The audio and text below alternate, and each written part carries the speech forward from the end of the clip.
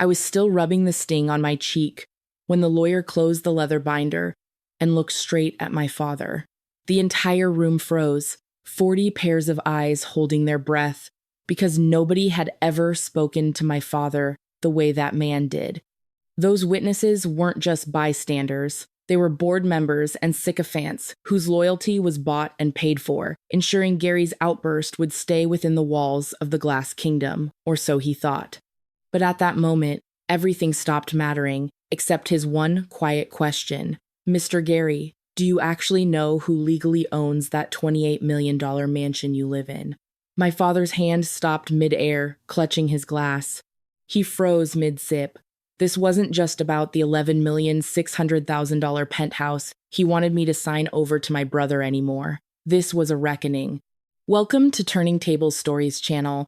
I'm just sitting here with a fresh coffee, watching the view and thinking about those rare moments when the truth finally catches up with power. This story has that same quiet, heavy intensity. Where are you tuning in from today? And what's your favorite drink to have with a good story? Settled in? Good. Let's step back into that high-rise office. I didn't cry. Crying is a biological reaction for people who still expect something from their family. I am a crisis manager. My professional life is built on analyzing risk, mitigating damage, and balancing the books. For years, I had been the silent investor in their version of a family. Every time my brother, Tyler, racked up another $1,600,000 gambling debt, I was the one who scrubbed the balance sheet. Every time my father, Gary, flirted with a corporate scandal that threatened the Glass Kingdom, I was the one who pulled the strings to make it go away. My compassion wasn't an emotion. It was a luxury they had overdrafted for years. Gary always complained the company was bleeding cash, crying about liquidity, while Tyler spent my hard-earned salary on high-stakes baccarat. So, I quietly paid the property taxes. I paid the maintenance on the $28 million family mansion under the title of family loans. I did it because Gary claimed the company was running dry on cash. I thought I was buying a seat at the table. I thought if I was useful enough, I would finally be seen as a daughter. I now realize it was just a subscription service, and I was the only one footing the bill. When you grow up as the spare, the child who is only noticed when there is a mess to clean, you develop a specific type of survival skill. It is an invisible chain. It is a prison without bars that keeps the survivor anchored to the very people who are drowning them. I had trained myself to stay silent while Tyler took the largest slice of the inheritance. I had learned to make myself invisible, so the house stayed quiet. Back then, I believed him when he said I was a phase, not a future. But standing in that Manhattan office, looking at the Central Park skyline, the heat finally left my face. The sting turned into a cold, clinical clarity. This wasn't a family breakdown. It was a bankruptcy of character. I looked at the silver pen on the table, the one my grandfather had used to sign his legacy away. My father wasn't shocked by what he had done when he slapped me. He was only shocked that I had stopped playing along.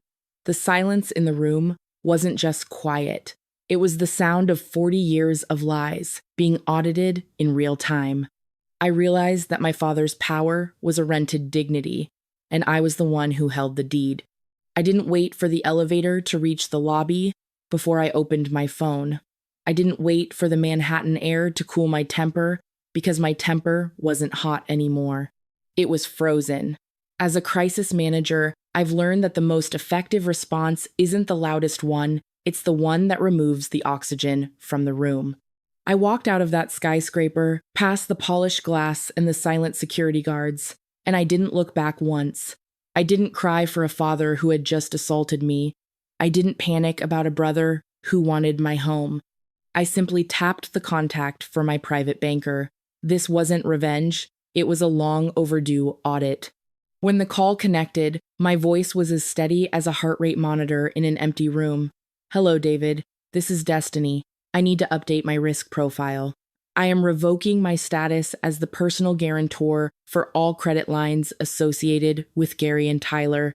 Effective immediately. There was a pause on the other end, the kind of silence you only get when a $500,000 safety net is suddenly snatched away.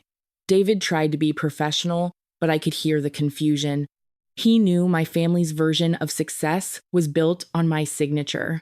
I told him to process it as a total withdrawal of collateral.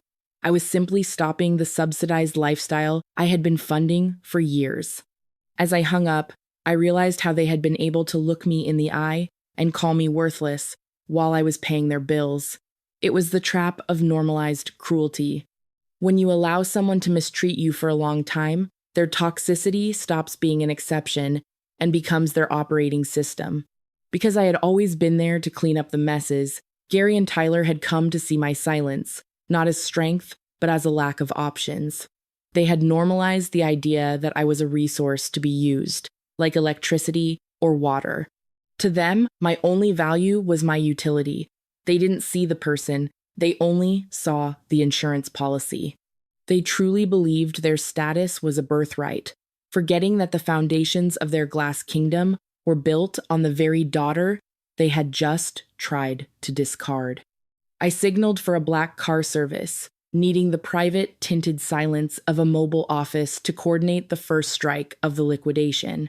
Tyler had planned a massive celebration at an exclusive rooftop lounge to toast his new $11,600,000 penthouse. I could almost see him wearing his $4,000 suit, surrounded by the kind of friends who only show up when the champagne is free. He would be reaching for his corporate card, the one I had guaranteed, to pay for a $10,000 tab of vintage crystal and Wagyu sliders. He would be wearing that same smug grin he wore in the lawyer's office, feeling like a king who had finally conquered the spare. But the transaction would fail.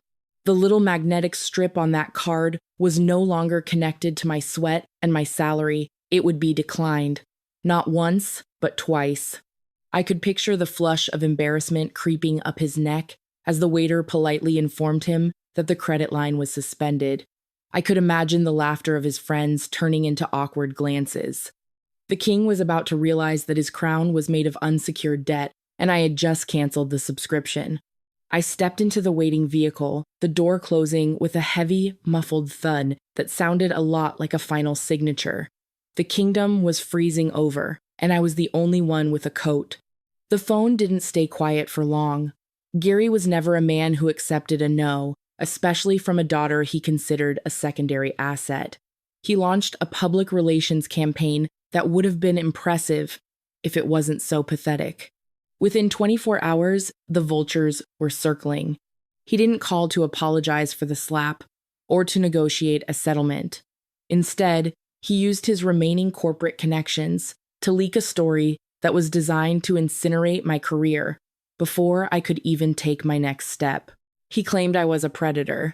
He told anyone who would listen, and several tabloid reporters who were paid to listen, that I was engaging in elder abuse.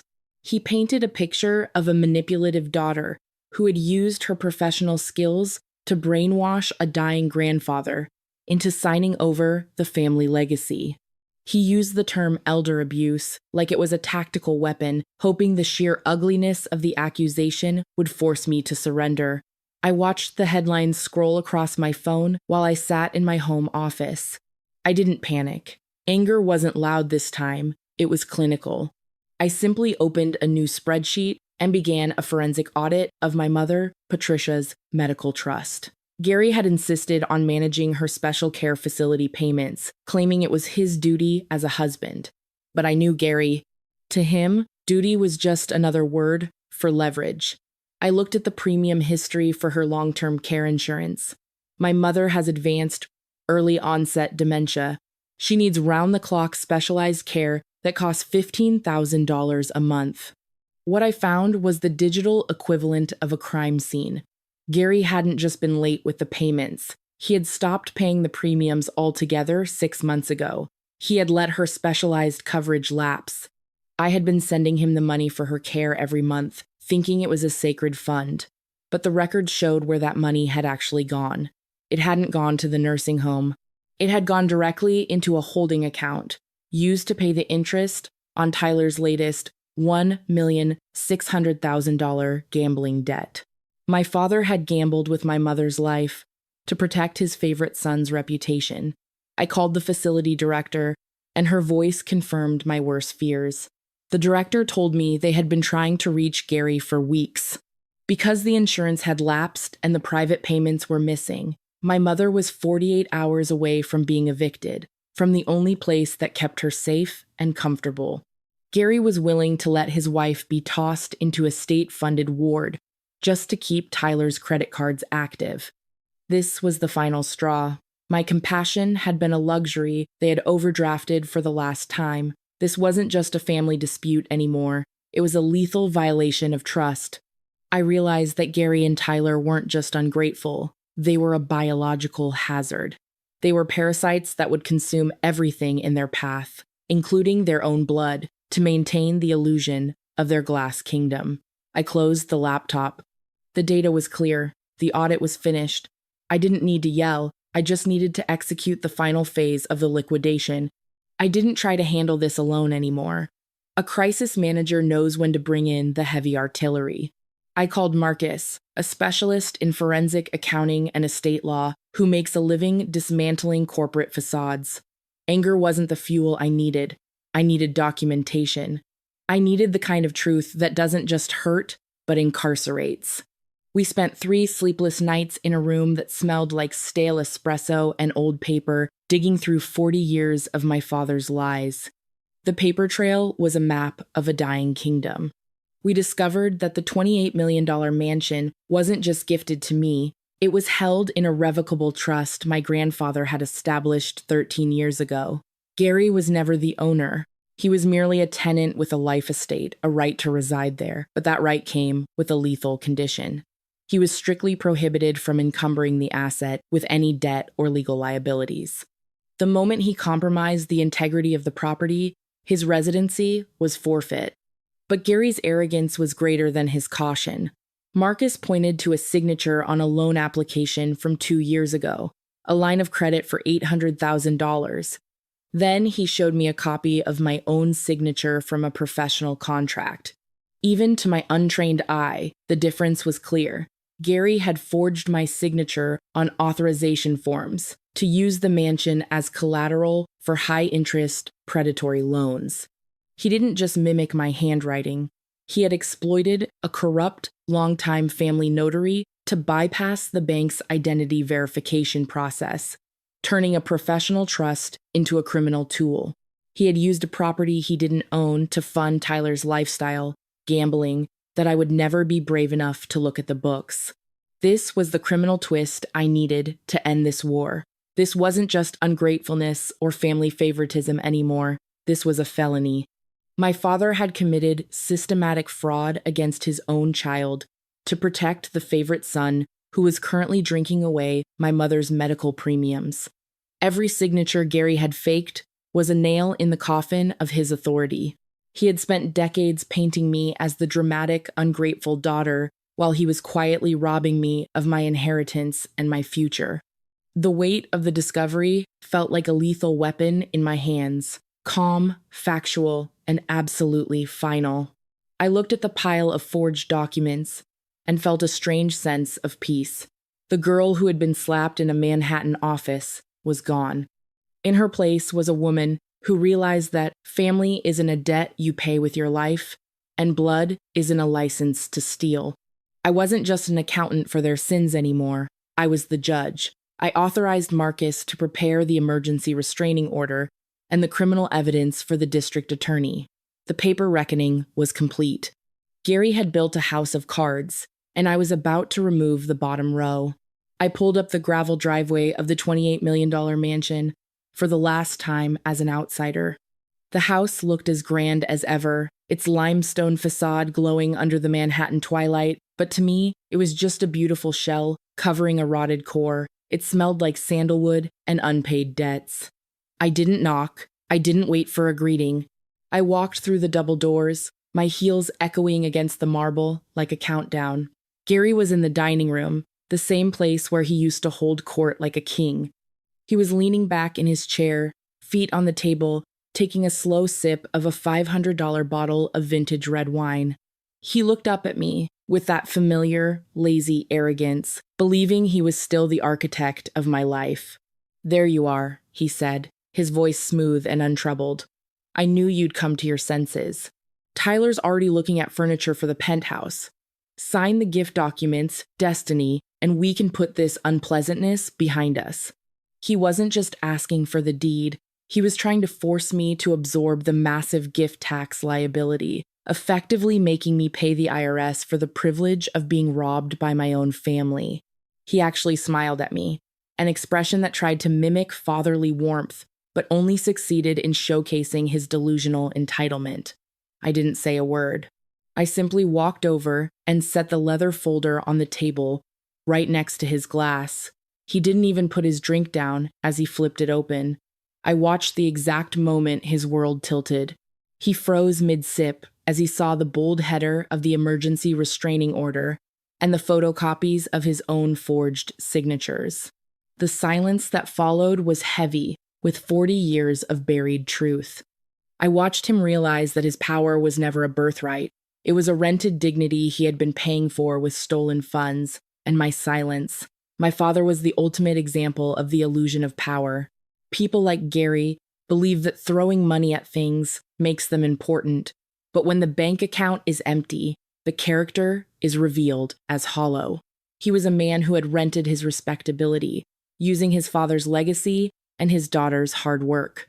Now that the lease was up, he had no value left. He wasn't the chairman of a glass kingdom anymore. He was a man with a $500 wine habit and a $0 net worth. "You're not the owner of this house, Gary," I said, my voice cold and clinical. "You're a squatter. You violated the terms of the trust when you used this property as collateral for Tyler's $1,600,000 gambling debts. And because you laid hands on me in that office, this isn't just a civil dispute, it's an emergency criminal order of protection. In Manhattan, when there's a history of assault, the NYPD doesn't wait. They clear the premises for the victim's safety immediately." He tried to stand, his hands shaking, his face turning a blotchy red, as he realized the police were already en route to enforce the court order and escort him from the property. For the first time in my life, I watched my father struggle for words and find none. He looked small in that grand room, like a child caught playing dress-up in his father's suit. He begged me to be sensible, to think of the family name, but I was already turning my back on him. I was done being the accountant for his sins. I walked out as the sirens began to wail in the distance, leaving the king of the empty castle behind, to face the truth he'd been avoiding for decades. The legal fallout was swift and absolute. Gary and Tyler were unable to pay the $1,600,000 restitution for the forged loans and the back taxes I had stopped covering. Within weeks, the once feared chairman and his golden son were forced to sell every designer suit, every leased car, and every scrap of their rented dignity. They ended up in a cramped, drafty 2-bedroom apartment in a part of the city they used to call the gutter. It was a humbling reversal of fortune, a complete dismantling of the status they worshipped, but they would survive. That was the difference between their situation and the one my mother faced. They weren't going to die, they were just going to be uncomfortable. I made a conscious choice not to pursue the full criminal charges that would have seen Gary spend his remaining years behind bars. I didn't do it out of a lingering sense of loyalty, but for my mother, Patricia. She deserved to finish her life in peace, not in the shadow of a public scandal involving her husband in a state prison. I established a private, ironclad trust for her care, ensuring she would never again have to worry about a premium being missed or an eviction notice being served. She is safe now, resting in a quiet garden facility where the air smells like lavender, and the nurses actually remember her name. As for the $28 million mansion, I didn't move back in. I didn't want to live in a mausoleum built on 40 years of favoritism and neglect. Instead, I repurposed it. I turned the cold glass kingdom into the Eleanor Refuge, a foundation dedicated to women who have suffered from family financial abuse and coercive control.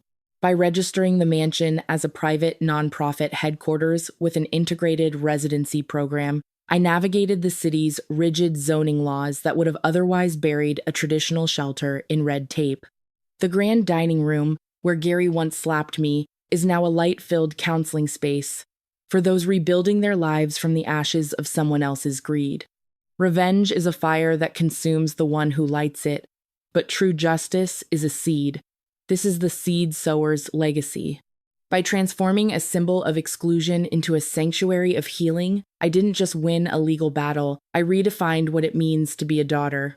The Garys of the world are eventually forgotten, because they build only for themselves. But the seedlings we plant for others become the only inheritance that truly lasts. I stood in my new office, looking out at the Manhattan skyline, and realized the silence no longer felt like a prison. It felt like a foundation. Looking back on everything, I've come to realize that family isn't a debt you are born with, and blood is never a license to steal your peace. If you've spent your life as the spare, the one who carries the burden while someone else gets the praise, remember that your worth was never determined by those who refuse to see it. Becoming the black sheep of the family often just means you are the only one brave enough to look at the glass and see the cracks. Forgiveness isn't always for the other person. Sometimes it's the only way to set yourself free. If Destiny's journey helped you find the strength to build your own territory today, please share this video. Sometimes the truth is the only key to your own front door. Follow for more stories of justice.